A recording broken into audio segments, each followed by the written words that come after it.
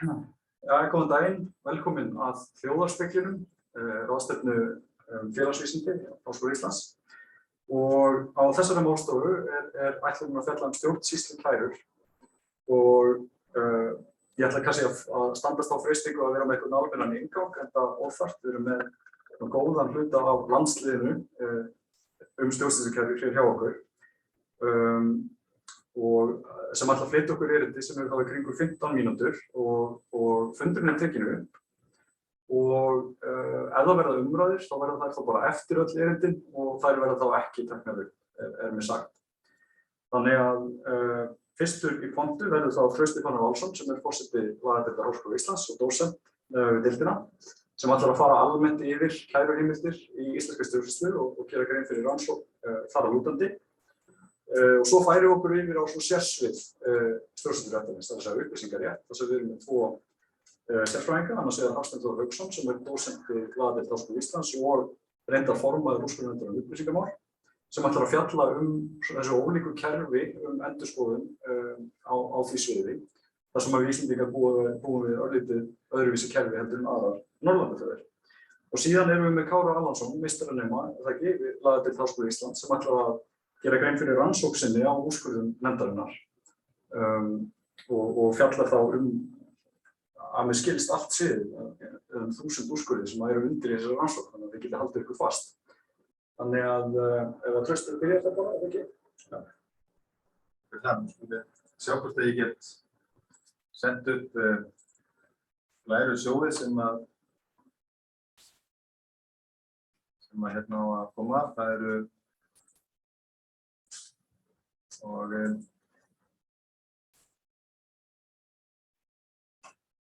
hvernig þetta birtist okkur. Það er ekki að setja hann inn í hæra og það er læru gæðan. Þegar þurfum að setja þetta í gang. Gott að hafa málstofustjóra. Oddur Þorri þekkir vel til í stjórnsýslunni og í tæknimáli líka. Og nú sjá allir þáttakendur glærurnar, það ekki rétt? Nei, ekki ég allavega. Já, ok. Hvað er að gerast? Það sést það.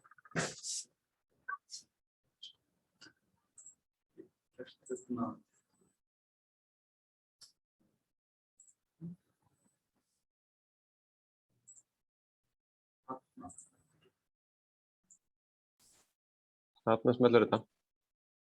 Svo. Og nú eru þær í fullri stærð og komna fram með það ekki. Allt eins og það að vera. Glæsilegt. Já, ágætu áhorfendur. Ég heiti Trausti Fannar Valsson og er dósent lagadeild Háskóla Íslands stjórnsýslurétti. Ég ætla að gera örlítið grein fyrir smá rannsókn sem við framkvæmdum síðasta sumar á kæruheimildum í íslenskri stjórnsýslu. Þar sem að rannsóknin gekk út á það í raun og veru að telja kæruheimildir í íslenskum stjórnsýslurétti og með stjórnsýslurétti vísa ég þá til þeirra lagareglna sem gilda stjórnvöld og stjórnsýsluna, framkvæmdarvaldið. Rannsóknin fór fram á fyrri hluta ársins 2020 og við hana naut ég aðstoðar Rebekku Óskar Gunnarsdóttur, lögfræðing og tengdist rannsóknin lokaverkefni hennar frá lagadeild Háskóla Íslands og ástæðan fyrir því að hún ekki hérna að gera grein fyrir þessu einfaldlega hún er á lögmannanámskeiðinu eins og margir nýútskrifaðir lögfræðingar. Við skoðuðum sem sagt þessar lagareglur heimildir til að kæra stjórnvaldsákvarðanir innan íslenska stjórnsýslukerfisins. Það eru svona rannsóknir eru kannski örlítið sérstakar í lögfræðinni, getum við sagt, en við töldum að þetta hefði þýðingu, það hefur þýðingu fyrir aðila máls að þekkja til kæruúrræða. Það hefur þýðingu í umræðu stjórnsýslukerfið og stefnumótun stjórnsýslukerfið að þekkja umfang kæruheimilda og fjölbreytileika kæruheimildana. Og það hefur síðan þýðingu líka þegar verið að beita kæruheimildum í einstökum tilvikum. Til dæmis í dómsmálum þegar verið að fjalla endurskoðun ákvarðana. að geta borið kæruheimildir saman og átta sig á ef það eru vafamál túlkun þeirra einstakra atriða. Og síðan þetta í fjórða lagi þannig að til að rannsaka kæruheimildir í íslenskum rétti frekar, innan stjórnsýsluréttarins, þarf auðvitað að minnsta kosti að mínum mati að kortleggja þær nokkuð nákvæmlega og sjá sjónarmið með á móti mismunandi aðferðir sem að valið hefur verið að fara og hvernig það koma út. Þannig að rannsóknin hefur heilmikla þýðingu og að minnsta kosti að okkar mati. Kæruheimild, með hugtakinu kæruheimild átt við, verið að vísa til stjórnsýslu kæru. Og þegar aðili máls beitir kæruheimild eða kærurétti í stjórnsýslunni, þá gerir hann það með því að leggja fram stjórnsýslu kæru. Þetta svona einfaldaða mynd.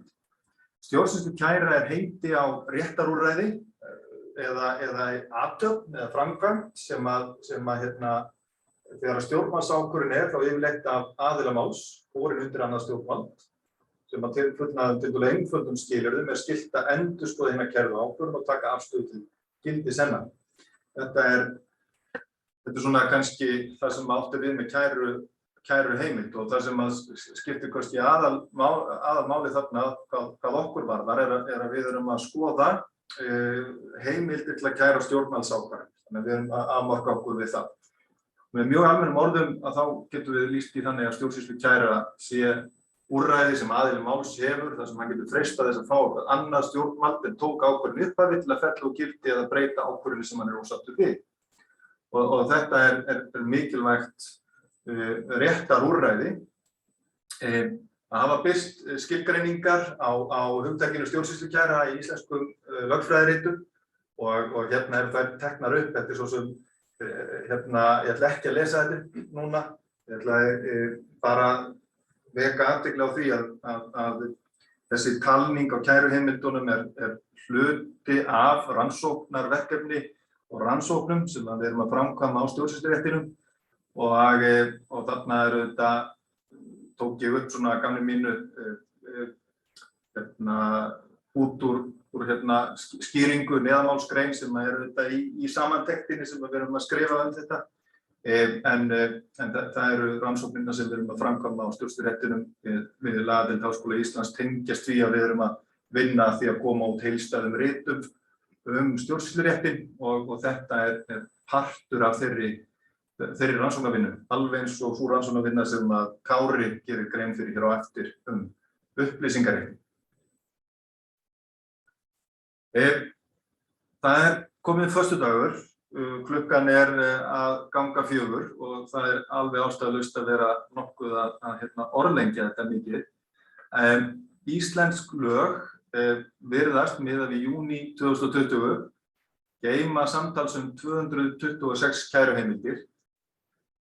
Það segja, þetta þá heimildir til að kæra stjórnvaldsákvörðun innan íslenska stjórnsýslukerfisins.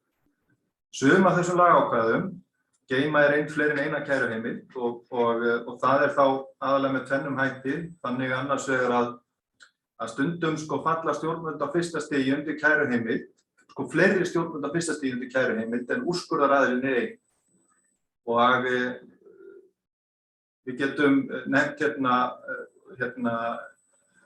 úrskurðarnefndina sem að fjallar aðgang að gögnum, grundvelli upplýsingalaga sem að verður fjallað meira á eftir, en það þetta í raun og veru margar kæruleiðir opnar ef maður myndi telja þetta þannig að maður væri að telja frá hverju einu stjórnvaldi. En þessar kæruheimildir töldum við sem eina í þessari rannsókn. Þannig að til dæmis til úrskurðarnefndar upplýsingamál þá að finna að minnsta kosti þá myndum við telja kæruheimildirnar til hennar vera 2 eða ég man ekki hvort þær eru 3 en það minnsta kosti 2, það að segja að það ein í lögum opinber skjalasöfn og það ein í upplýsingalögum. En hins vegar eru fleiri stjórnvöld sem undir þetta falla. Stundum mælir síðan eitt lagaákvæði fyrir fleiri en eitt kæruúrræði í sjálfu sér. Til dæmis þannig að einu sama lagaákvæðinu mælt fyrir að ákvörðun sé kæranleg til ráðherra og ákvörðun sé kæranleg til úrskurðarnefndar og það þá skipt á milli. Þannig til dæmis á umhverfissviðinu víða talað að ákveðnar tegundir leyfisveitinga séu kæranlegar til úrskurðarnefndar umhverfis- og auðlindamála en þá aðrar ákvarðanir samkvæmt lögunum til viðkomandi ráðherra. Og í þessum tilvikum þá leitast við að telja kæruúrræðin sem sko 2 hvert telst á ein kæruheimild. Þannig að getur verið að þetta séu færri lagaákvæði en 226 en kæruheimildirnar eru þá 226. Stjórnsýslukæra, eins og við sjáum þessu, það er töluverður fjöldi af ákvæðum.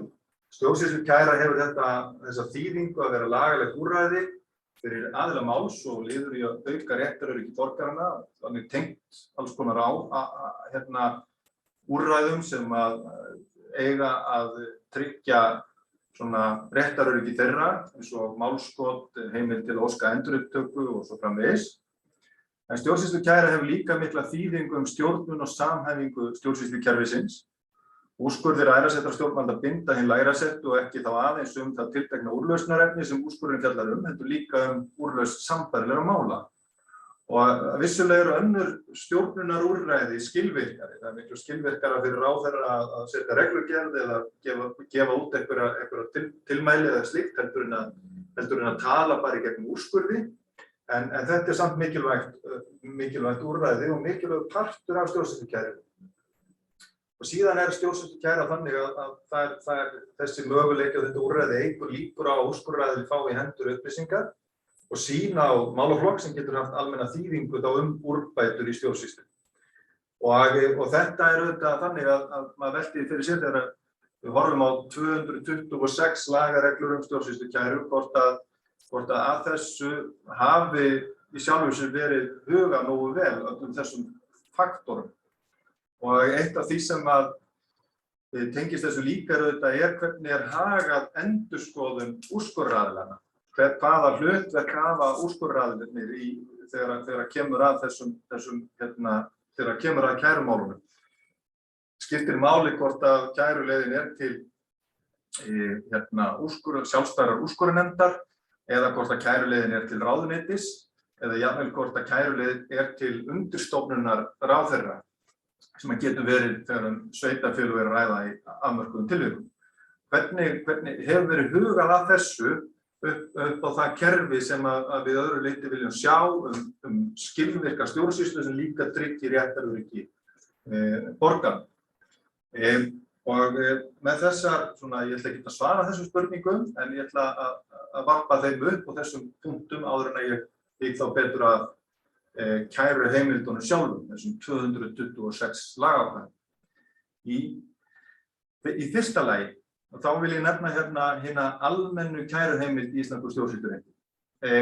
Þetta í 26. grein stjórnsýslulaganna segir að heimild sé að kæra stjórnvaldsákvörðun til æðra stjórnvalds til þess að fá hana felld úr gildi eða henni breytt nema annað leiði af lögum eða venju. Og í þessari kæruheimild felst öllu jöfnu sú almenna regla að heimild sé að skjóta ákvörðun undirstofnunar ráðherra til viðkomandi ráðherra. Það er að segja til þess ráðherra sem að málaflokkurinn heyrir undir sem til skoðunar Þetta hinn almenna kæruheimild. Þessi kæruheimild á ekki við í tveimur mjög mikilvægum tilvikum. Annars vegar ef að sjálfstætt stjórnvald hefur tekið stjórnvaldsákvörðun, að þá hefur ákvörðunartakan verið færð undan yfirstjórn ráðherra með lögum, ákvörðunartaka í þessum einstökum málum.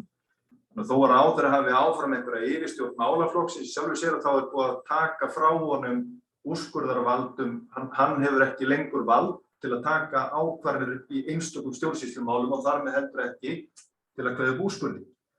Og þannig miðum við að kæruheimildin í 26. grein eigi ekki við þegar sjálfstætt stjórnvald hefur tekið stjórnvaldsákvörðun. Og í þessu samhengi þá telja sveitarfélög líka sjálfstæð stjórnvöld, þannig að 26. greinin fjallar ekki kæruheimild frá sveitarfélagi til ráðherra. Og þetta eru tvær mikilvægar undantekningar í íslensku stjórnsýslukerfi frá þessari 26. grein. 27. grein á síðan heldur ekki við ef að sérregla ryður en úr vegi, en það getur sagt sem svo. Þess að sérregla hefur verið sett kæruheimild, hún gengur þá framar inn í almennu kæruheimild og á þannig ekki við. Til að lýsa þessu svona myndrænt, ég vona að sjá þetta, þá myndum við miða við að hinn almenna kæruheimild 27. grein stjórnsýslulaga ætti við það þegar að læra sér stjórnvald á vegum ríkisins hefur tekið ákvörðun, stjórnvaldsákvörðun og hún kæranleg til viðkomandi ráðuneytis. Þetta hinn almenna leið sem að almenna úrræði 27. grein stjórnsýslulaga.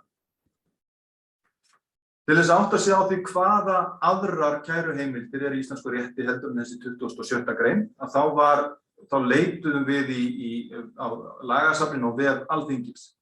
Þar kunna að vera lög sem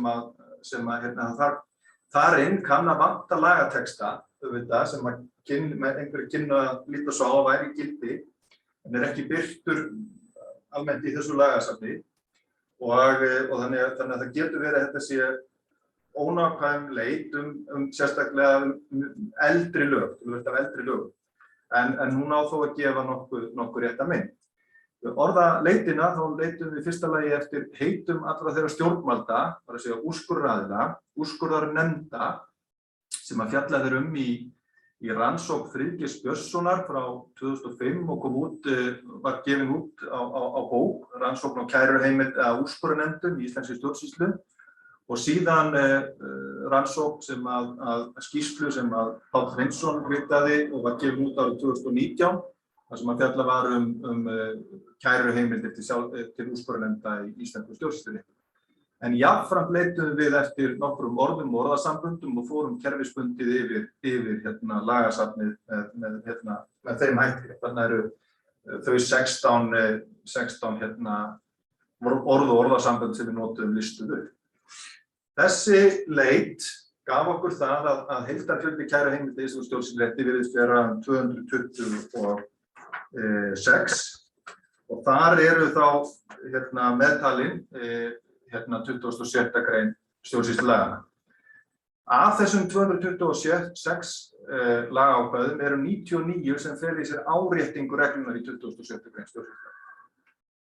Við fyrstu sýn að þá virðist þetta vera algjörlega óþarft, ekki satt? Það algjörlega óþarft að endurtaka í sérlögum kæruheimild sem að hvort er búið að lögfesta í stjórnsýslu. Og það held ég að ætti almennt að miða við að vera ekki að útbúa sérstakar kæruheimildir og ryðja þar með almennu kæruheimildum og vegi nema það sé eitthvað sérstök rök fyrir. Og þegar maður skoðar nánar þá sér maður að það eru 26 af þessum lagaákvæðum mæla fyrir styttri kærufrest heldur að myndi felast í stjórnsýslulögunum sjálfum. Þar miðað við kærufrestur sé 3 mánuðir en þarna í þessum sérákvæðum að finna dæmi frá 7 daga kærufrest, 14 daga kærufrest og síðan upp í 4 vikur, 2 mánuði í sumum tilvikum. Og til viðbótar við þessi 26 eru svo 5 sem fela í sér sérreglu að kæra fresti réttaráhrif eða sérreglu kæru aðild sem þá líka frávik frá stjórnsýslulögum. Þannig að þetta eru 31 af 99 kæruheimildur sem fela í sér sömu kæruleið og 27. grein stjórnsýslulaganna hefði gert en búa þá leið til einhverja sérreglu ákveðna þætti málsmeðferðar en þó ekki kæruheimildina sjálfa. Myndrænt má lýsa þessu svona að þarna eru 99 lagareglur sem árétta 27. greinina, af þeim þó 31 sem geyma afbrigði frá almennu reglunum.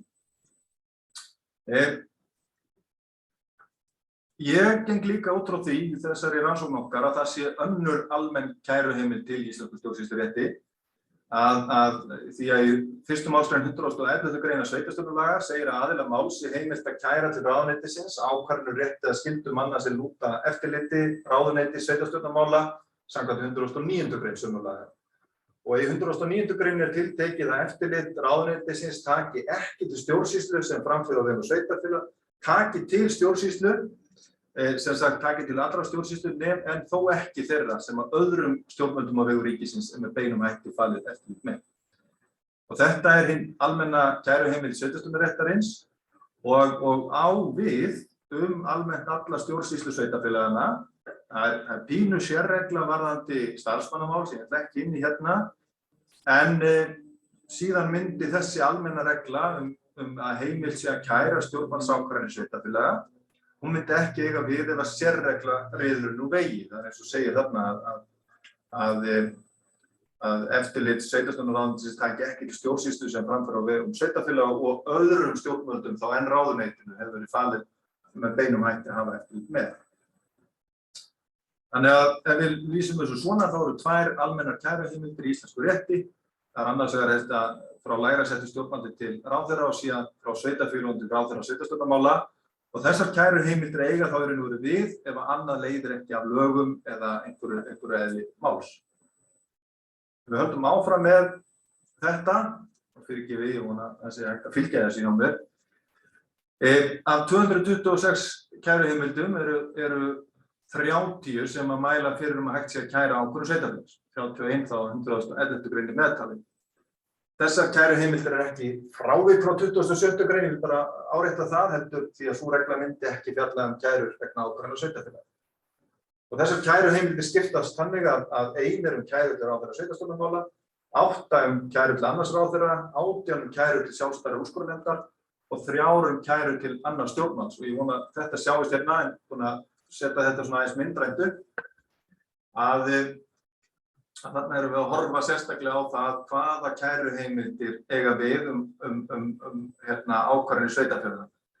Og þarna rétt að hafa í huga að ég horfi á sveitarstjórnarstigið sem eitt stjórnsýslustig, sveitarfélögin sem eitt stjórnvald, þannig að þarna getur auðvitað verið undir að þarna erum við að tala kærur vegna ákvarðana félagsþjónustu sveitarfélaga, sem að tengjast grunnskólum sveitarfélaga, sem tengjast leikskólum, sem tengjast byggingareftirliti, eldvarnareftirliti og svo framvegis. En það eru svona núansar sem við erum ekki alveg búin að kortleggja allt sem að lúta einstökum kæruheimildum, þannig að þessar tölur eru með vissum fyrirvara en grunnmyndin með þessum hætti. Þarna erum við sem sagt og þið athugið að ákvarðanir sveitarfélaga í vissum tilvikum hægt að bera undir sem sagt og þarna sé ég að öri lendir á vitlausan stað áttum að ætla að hafa þessar 3 kæru væri hægt að bera undir stjórnvald sem átt að vera hér, lægra sett stjórnvald ríkisins, þannig að vinstra megin. Þarna vissum tilvikum hægt að bera undir þjóðskrá, tilteknar ákvarðanir, sýslumann og svo framvegis og sumt af því eru tiltölulega gamlar heimildir en það þó gert ráð fyrir því að það sé hægt að bera ákvarðanir sveitarfélaga undir slík stjórnvald.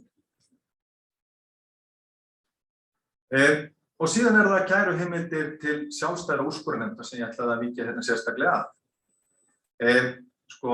Heildarfjöldi sérstakra kæruheimilda eru 224 það bil. Ég segi þetta vegna þess að það er alveg sama hversu oft ég er búin að yfirfara Excel-skjalið okkar að maður breytir alltaf svona 1 eða 2 til eða frá. Svo bætast við 27. grein stjórnsýslulaga og 111. grein sveitarstjórnarlaga, þannig að þetta eru samtals 226. Þar af eru 107 sem mæla fyrir kæruheimild til ráðherra, 99 kæruheimild frá undirstofnun til ráðherra og 9 kæruheimild frá sveitarfélagi til ráðherra, eins og ég sagði áðan. Og til að fara hérna tilbaka, þá eru þarna, sjáum við þessar örvar þarna 8 og 1. Þannig að þetta eru sem sagt kæruheimildir frá sveitarfélögum til ráðherra og ráðuneyta, það til dæmis að ræða kærur vegna málefna grunnskóla, kæruheimild samkvæmt jarðalögum til ráðherra landbúnaðarmála en hvað varðar ráðherra sveitarstjórnarmála, þá eru þær 2, annars vegar gula línan sem mælir fyrir þessa almennu kæruheimild, 111. grein sveitarstjórnarlaga og hins vegar ein til viðbótar sem mælir fyrir kærurétt vegna ákvarðana á grundvelli laga gatnagerðar. Og það er sú regla sem þarna kemur fyrir, þessin eru það 9 sem sagt kæruheimild frá sveitarfélagi til ráðherra.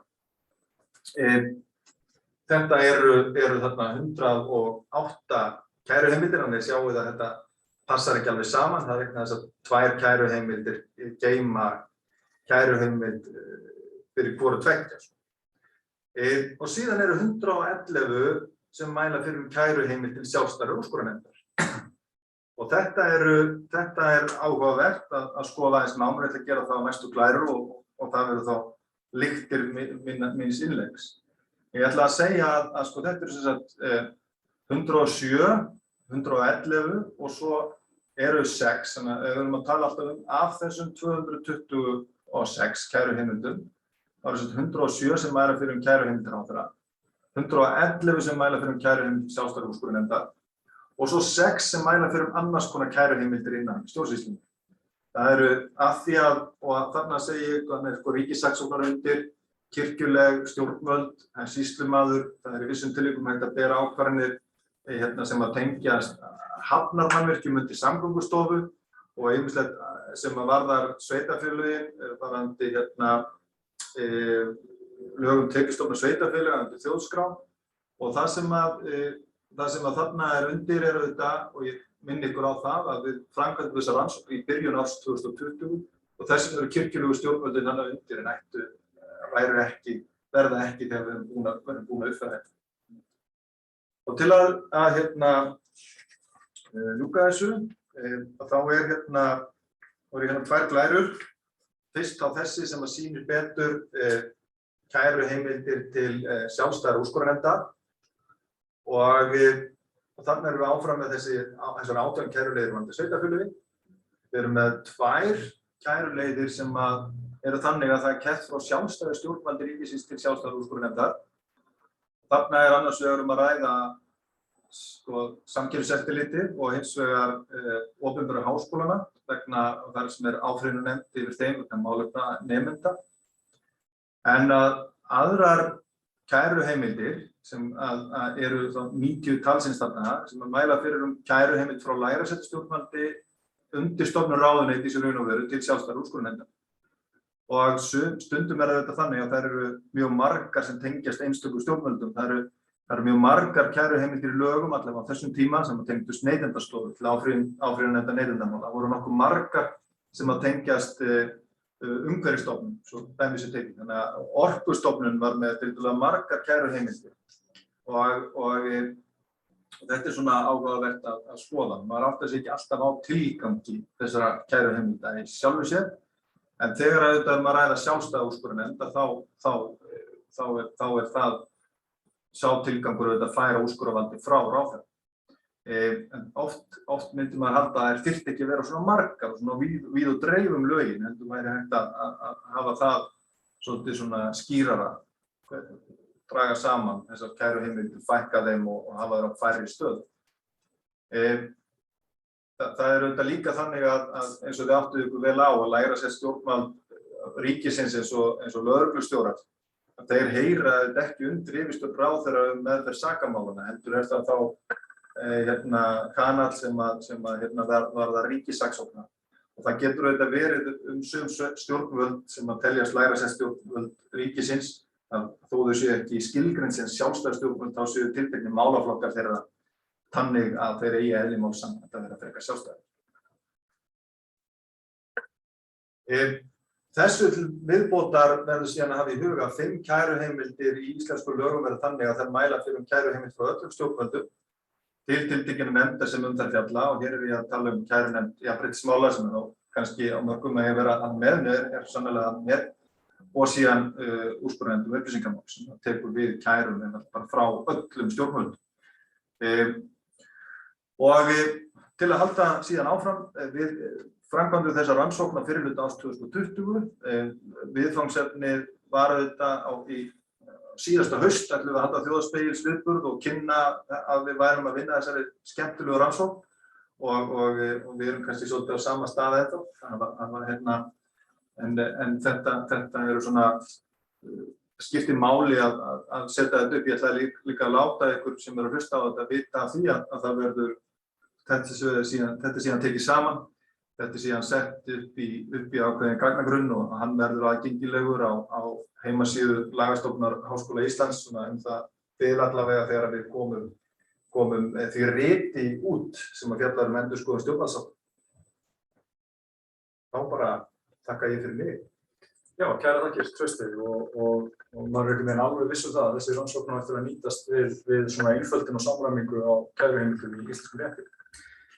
En þá vil ég bara bjóða velkomin að þjóðarspeglinum Hafstein Þór Hauksson sem ætlar að fjalla þá allavega eina kæruheimild í íslensku rétti og nokkrar í norrænum. Gjörðu svo vel, Hafsteinn. Þakka þér fyrir að bjóða mér að líta í spegilinn. Og takk fyrir þetta fróðlega erindi, Trausti. Ég ætla líka að deila með ykkur klærum. Við skulum sjá hvort að það tækist ekki.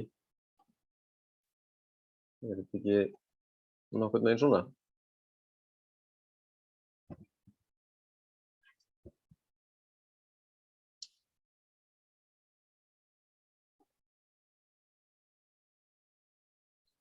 Þetta sést þér það ekki? Já. Já, ég ætlaði að hafa bara stutt innlegg og gaman að sjá ykkur hér rafrænt sé. Ég heiti Hafsteinn Þór Hauksson og dósent við lagadeild Háskóla Íslands og meðal þess sem ég fæst einnig við eins og kom fram hjá málstofustjóra að ég einnig formaður úrskurðarnefndar upplýsingamál. Þannig að ég hef látið þann málaflokk mjög varða sem á reyndar einnig við Odd Þorra sem stýrir málstofunni, bara svona fyrst að hann var að kynna okkur og þá kannski rétt að taka það fram að hann hefur bæði sinnt störfum ritara úrskurðarnefndarinnar og gegnt embætti ráðgjafa almennings upplýsingamál og verið haft upplýsingamálin í forsætisráðuneytinu á sinni könnu, þannig að við erum hér í öruggum höndum. Ég ætla að hafa nokkur orð þessi ólíku norrænu kerfi sem við höfum til endurskoðunar á ákvörðunum aðgang að gögnum hjá hinu opinbera. Og það vill þannig til að eins og við getum ímyndað okkur að þá það þannig að íslenskur upplýsingaréttur sækir fyrirmynd sína til Norðurlanda, líkt og stjórnsýsluréttur á Íslandi gerir almennt. Þetta þekkjum við og ef skoðuð er frumvarp til fyrstu upplýsingalagana á Íslandi, frumvarpið frá 95, að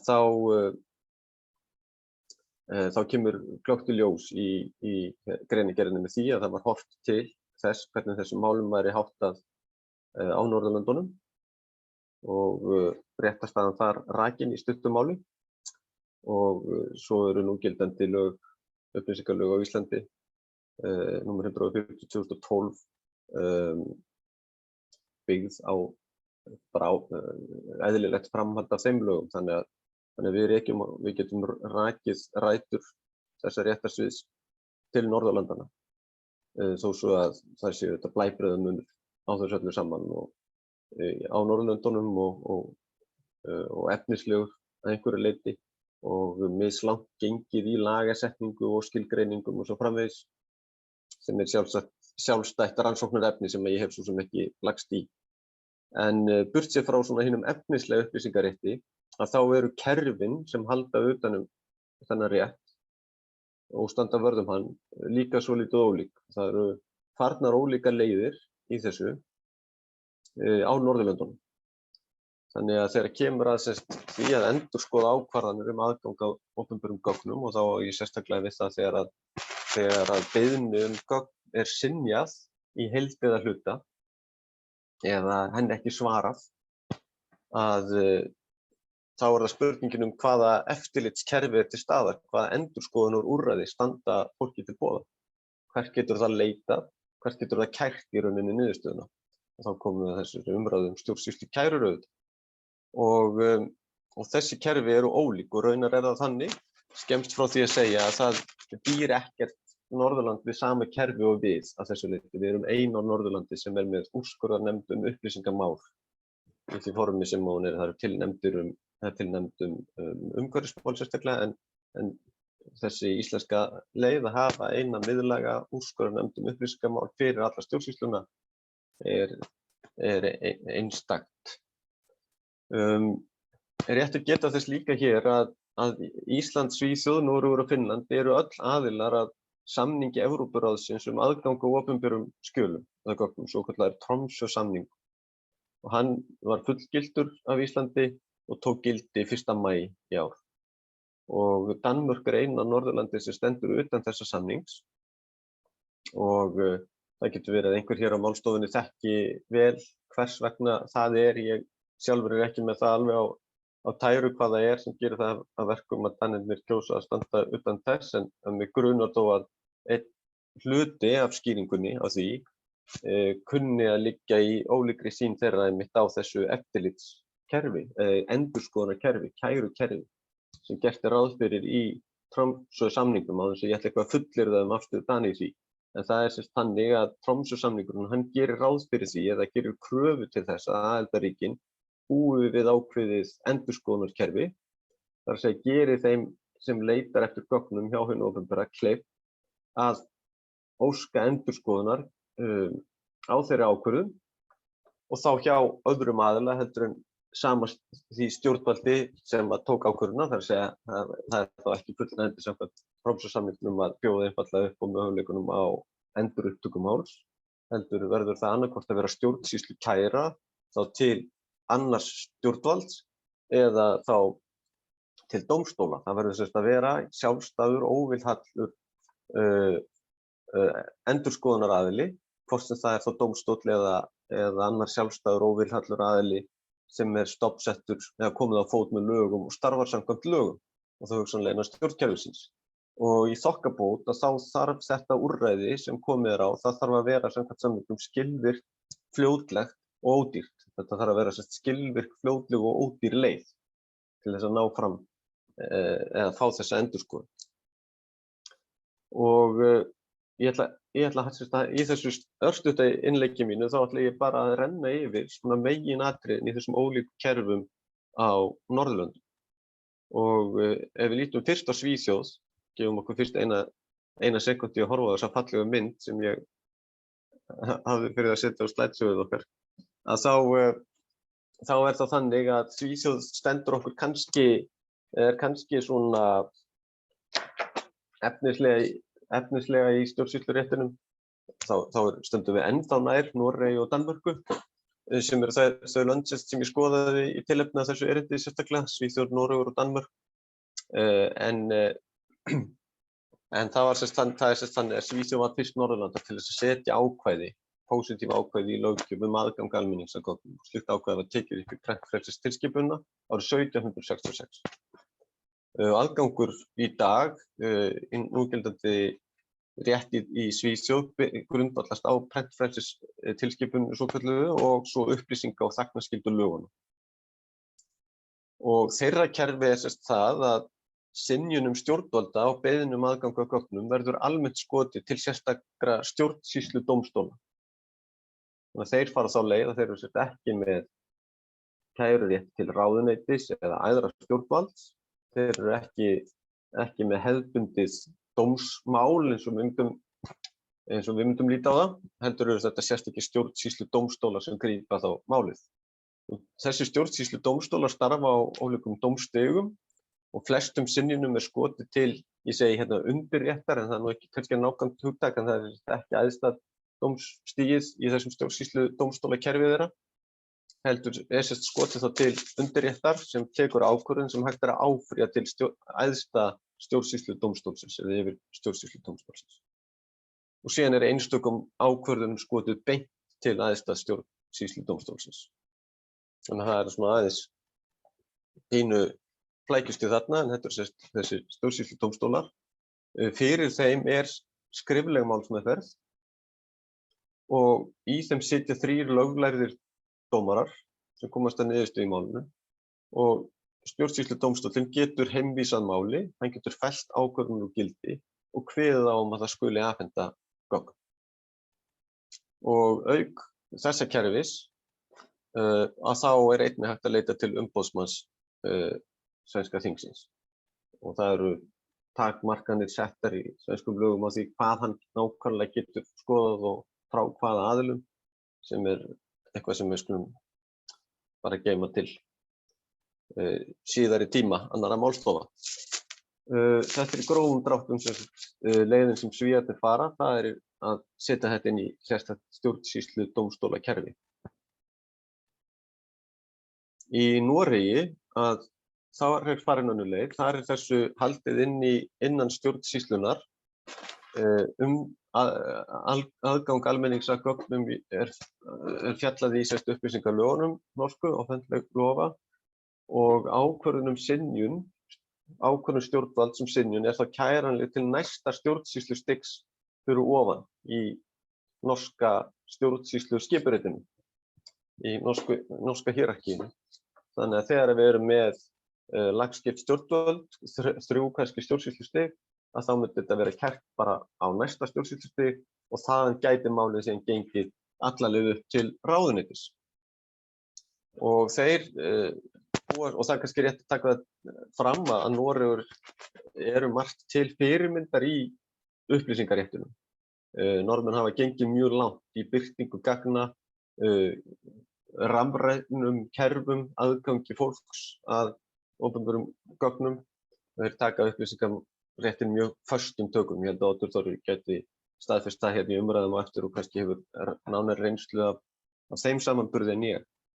En þetta eftirlitskerfið þeirra, endurskoðunarkerfið þeirra, og það stjórnsýslukæra bara til næsta stjórnsýslustigs. Þetta getur endað hjá ráðuneytinu.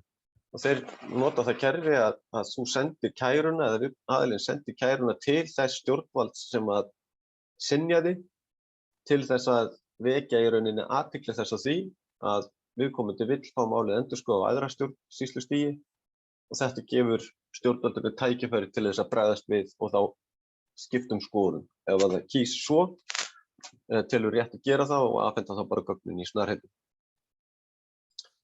Kærur vegna gagna varða umhverfismál fara til sérstakra kærunefndar í umhverfismálum.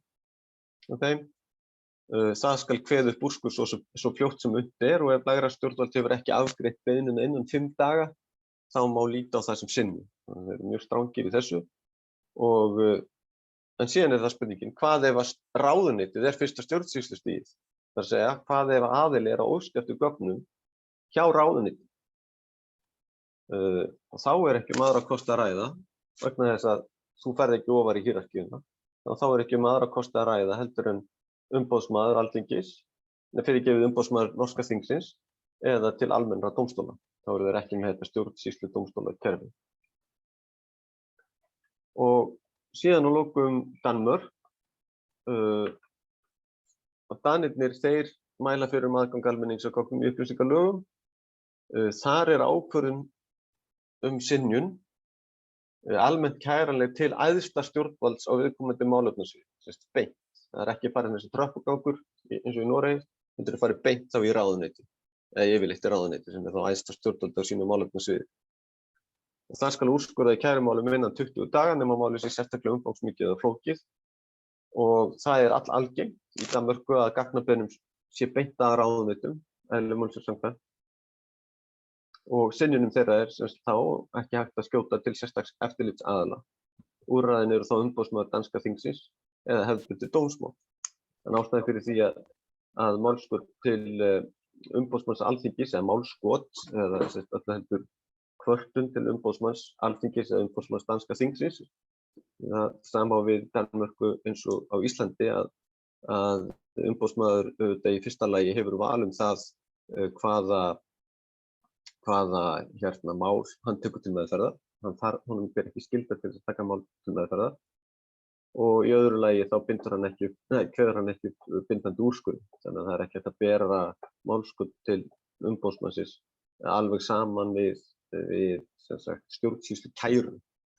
Því að eins og Trausti fór orðum hérna áðan að þá eitt af einkennum eða skilgreiningar atriðum á stjórnsýslu kæru að það náttúrulega í fyrsta lagi aðili innan stjórnsýslunnar sjálfrar en ekki utan við hana.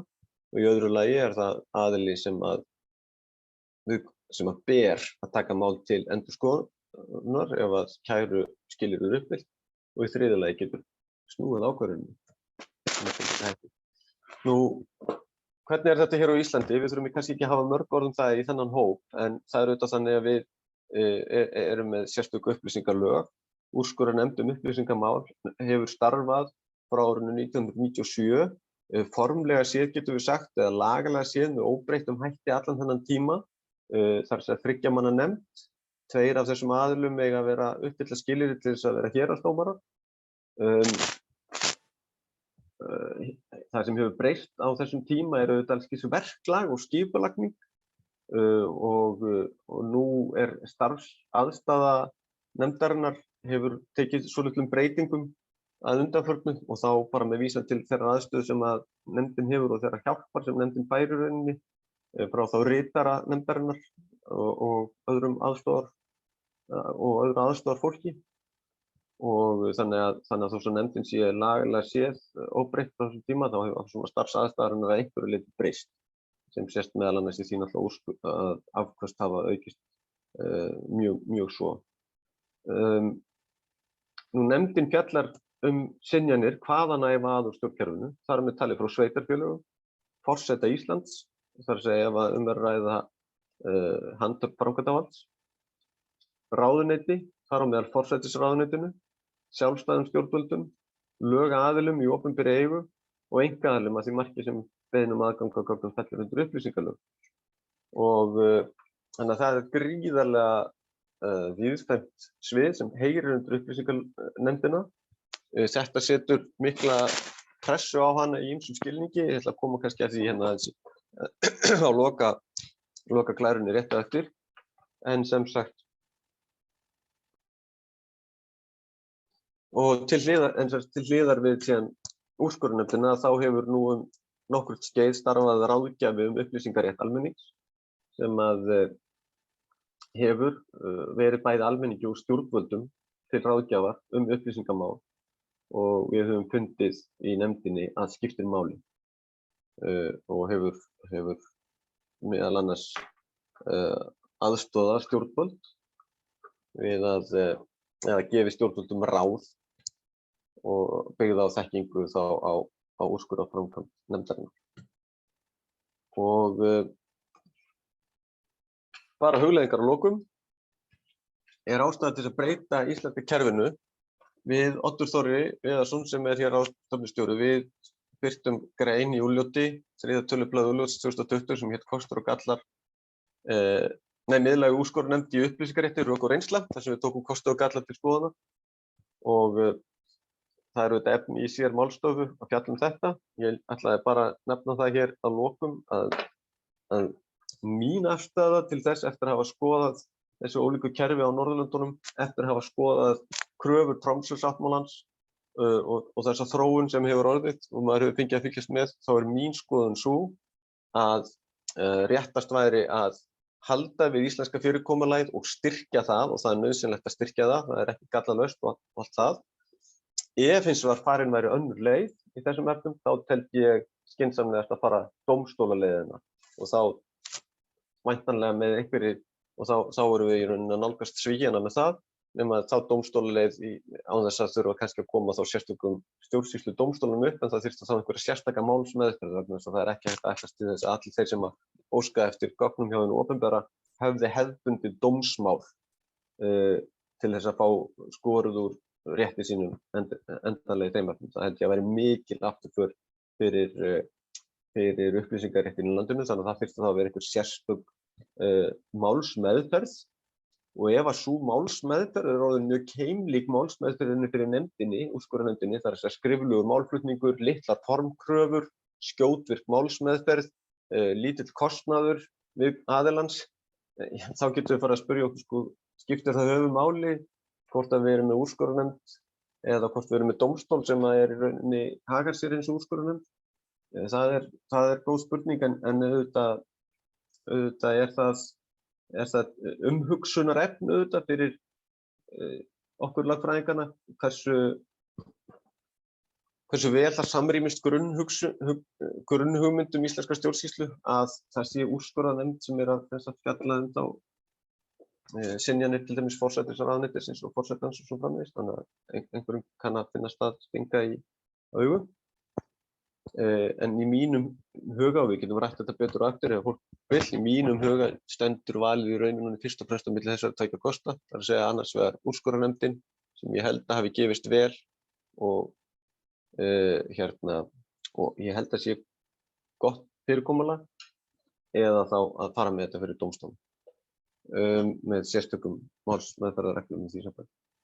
Og fyrir þá sem vilja velta fyrir sér rökunum og hugmyndum ólík kerfi og hvernig best að haga þessu, sérstaklega varðandi úrskurðarnefnd um upplýsingamál, þá bendi ég sérst á grein okkar Odds Þorra og ég bendi einnig á skýrslu Páls Hreinssonar sjálfstæðar úrskurðarnefndir í stjórnsýslunni, þar sem að rök með á móti svona úrskurðarnefndum eru tekin til og rannsóknuð, og síðan bréf umboðsmanns Alþingis til forsætisráðherra 30. apríl 2021, þar sem hann gerir athugasemdir og áréttar mikilvægi þess að styrkja aðstöðu úrskurðarnefndar upplýsingamál og reifar þar hugmyndir og öðrum fyrirkomulögum einnig. Þetta er mitt framlag til þessara málstofu í bili að minnsta kosti. Takk fyrir. Já, kærar þakkir Hafsteinn, og þetta auðvitað áhugaverð hugmynd, þetta með að til dæmis að það sé þá einhver deild í Héraðsdómi Reykjavíkur sem hafi þetta hlutverk, og ég ætla kannski að benda á það er sérst enn nýrri skýrsla sem að Páll Hreinsson vann með Kristínu Benediktsdóttur og forsætisráðherra að ég held í janúar 2021.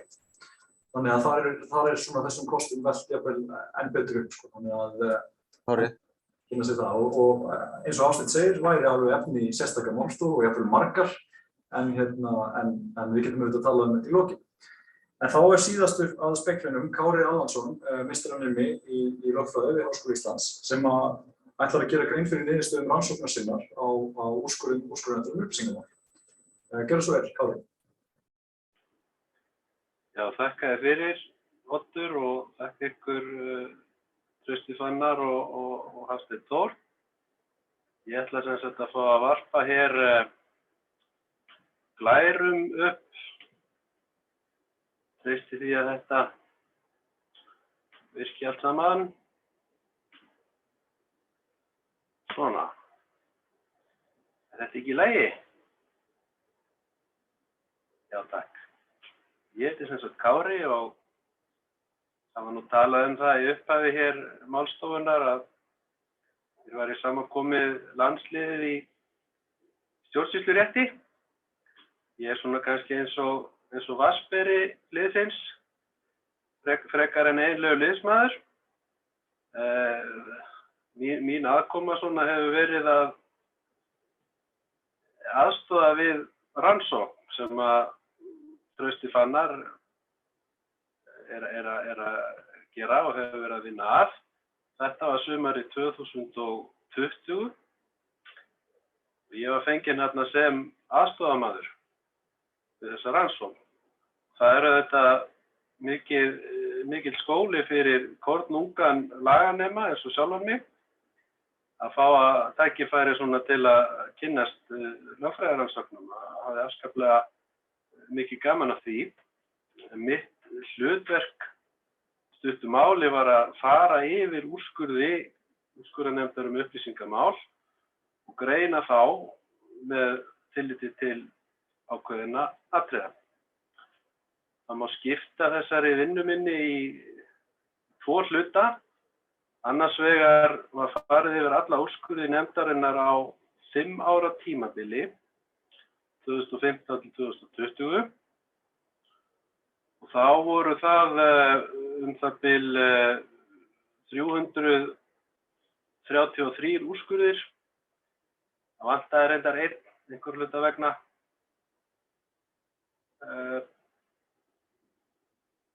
Og á grundvelli þessarar greininga var búin til lagaskrá, það er til lagaskrá fyrir þetta 5 ára tímabil, þar sem búið að para saman þessa úrskurði við viðeigandi lagaákvæði í upplýsingalögum. Það kann að vera hentugt fyrir einhverja sem hyggja á að rannsaka þetta nánar.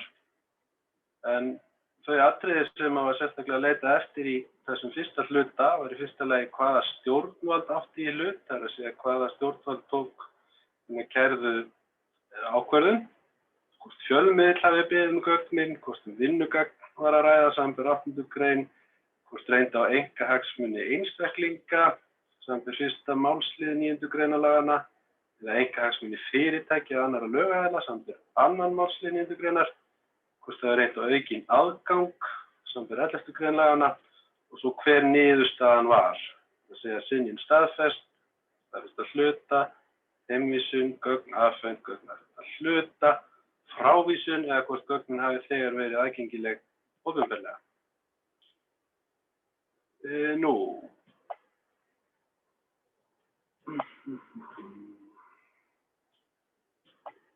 Nú vill hann ekki skipta hérna.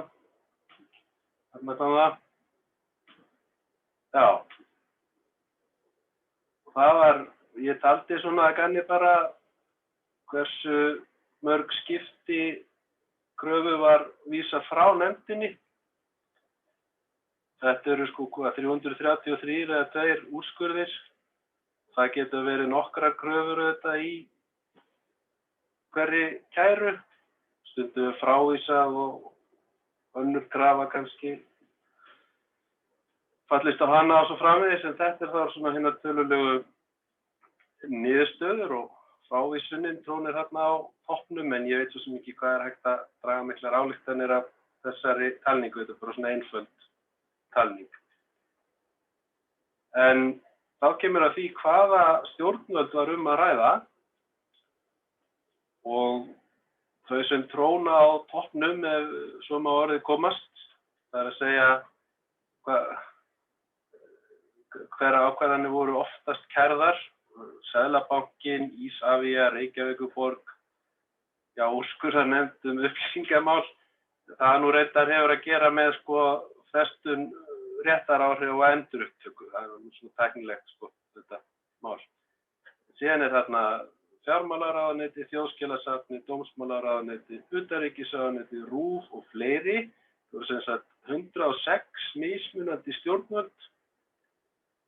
47 stjórnvöld voru bara með 1 kæru, 19 voru með 2, 13 með 3 og svo framvegis, og svo voru komið upp í 1 stjórnvöld sem var með 7, það var RÚV, 8 utanríkisráðuneyti, 3 með 9 kærðar ákvarðanir, dómsmálaráðuneyti, þjóðskjalasafn Íslands og fjármálaráðuneyti. Síðan er það þarna aftur úrskurðarnefndin og Reykjavíkurborg með 10, Isavia með 13, Seðlabanki Íslands með 14. Það er hins vegar 1 stjórnvald sem að, svo segir ber höfuð og herðar yfir öll önnur að þessu leyti, ef svo má orðið komast, og því langaði mig til að bjóða hér viðstöddum að taka þátt í gestaþraut, kannski bara svona í huganum, og veltaði fyrir sér hvaða stjórnvald þetta getur mögulega verið. Ég held að það sé alls ekki endilega augljóst, nema menn kannski þekki þeim betur til nefndinni. En ég ætla að gefa hér með vísbendingu. Hún er þessi. Þetta er mynd af lunda. Og hvað kemur úr daginn einmitt?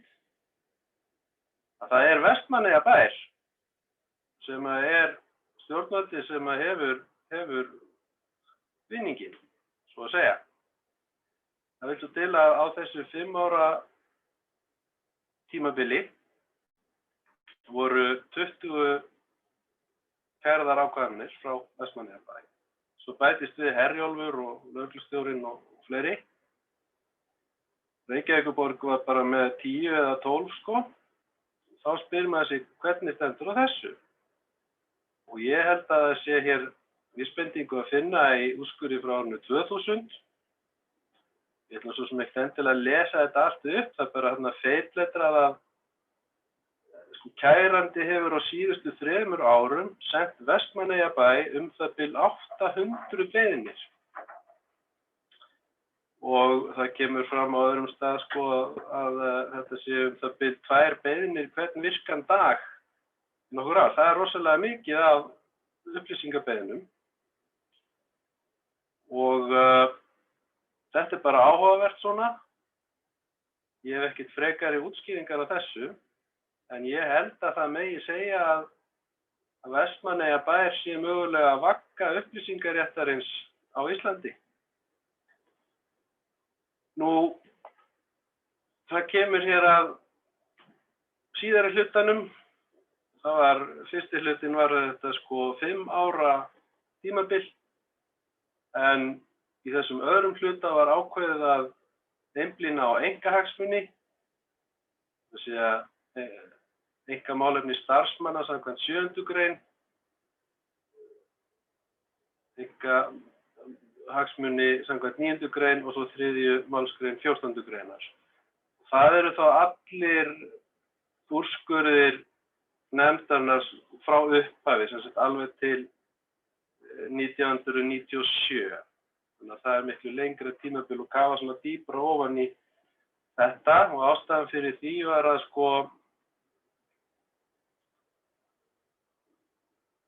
þetta er það bil í helmingi allra úrskurða nefndarinnar virðist vera að reyna á einkahagsmuni sem er áhugavert og þeir eru greinilega mjög mikilvægir.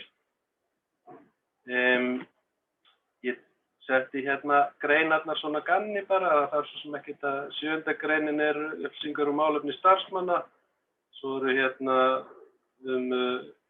einka- eða fjárhagsmálefni einstaklinga eða fyrirtækja og annarra lögaðila samkvæmt 9. grein sem sanngjarnt er og eðlilegt að leynt fari. Þetta þarf nefndin að túlka, leggja mat á.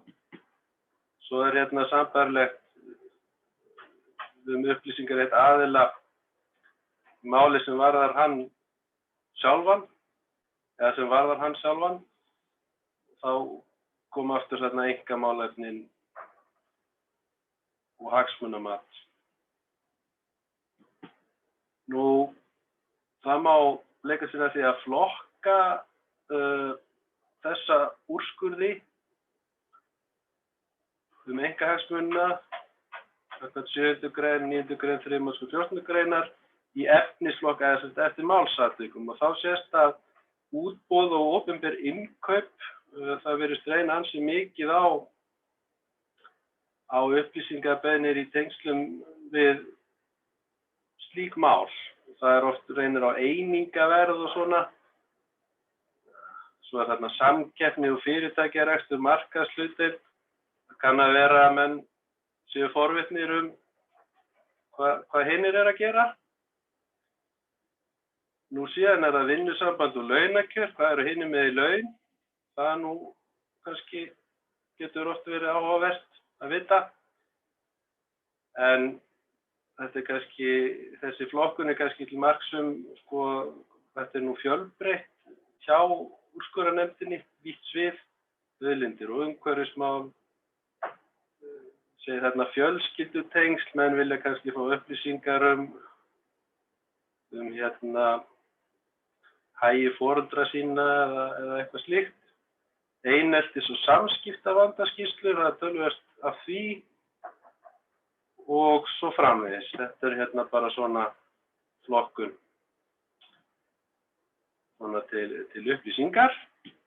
Nú, svona að lokum, að þá má velta fyrir sér að hvaðan þessi upplýsingaréttur kemur eiginlega og mér finnst svolítið nærtækt að líta svo á að hann leiði ekki bara eða felist í tjáningarfrelsi eða brennfrelsi, heldur mig kannski lítið svo á að hann leiði af meginreglu réttarríkisins að lög séu aðgengileg eða birt. Það er að vita hvaða reglur gilda til að þetta haga sér eftir þeim. Það er ekki nóg, það þarf líka að vita hvernig reglurnar hafa verið túlkaðar. Það er eiginlega ekki, segir mann ekki mikið nema maður viti í hvaða samhengi þær hafa verið túlkaðar. Það er að segja, hver voru málsatvikin að þeir snertir túlkunina að minnsta kosti. Og þarna sýnist mér upplýsingarétturinn vera svona rökrétt afleiðingar réttarríkinu. Þá er bara spurning hversu mikið er nóg fyrir almenning að vita til að hann geti átt að segja á þessu, hvernig reglurnar eru og virka og hvernig þeim er beitt og við hvaða aðstæður, í hvaða samhengi. Síðan eru þetta fullt af einhverjum einkamálefnum sem að koma kannski því máli ekkert við og þá er kannski eðlilegt að slíkir hagsmunir fari leynt. En svona í lokin til að undirstrika hvað þetta er nú fjölbreytt og getur verið mikilvægt, jafnvel viðkvæmt á köflum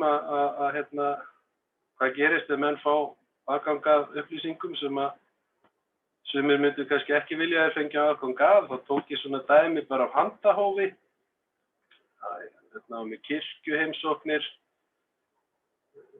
og beiðni upplýsingar svona, kannski ekki beintenging endilega sko. Uppreist æru, það var nú ekki hægt að segja annað, það verið töluverð læti í kringum það. Það hefur kannski ekki með nefndina að gera beint sko, en bara til að undirstrika mikilvægi upplýsinga og hvaða áhrif þau geta haft í samfélaginu. Svo alveg í blálokin það bara eitt svona handahófskennt dæmi þetta mál hérna með greiðslu RÚV og HS til sjálfstæðra framleiðenda. En þá bara hef ég lokið máli mínu og þakka kærlega fyrir mig. Já, kæra þakkir, Kári, og þetta var sömuleiðis mjög áhugavert erindi og áhugaverð rannsókn. Þú ert ekki öfundsverður af því að þurfa að rannsaka úrskurðina án þess að geta skoða gögnin sem eru auðvitað mjög erfitt vegna þess að það er oft mjög sjaldan í úrskurði hægt að segja hvað er í gögnum sem til að með synja þeim. Þannig að allavega ég tek á ofan fyrir að takast á þetta verkefni.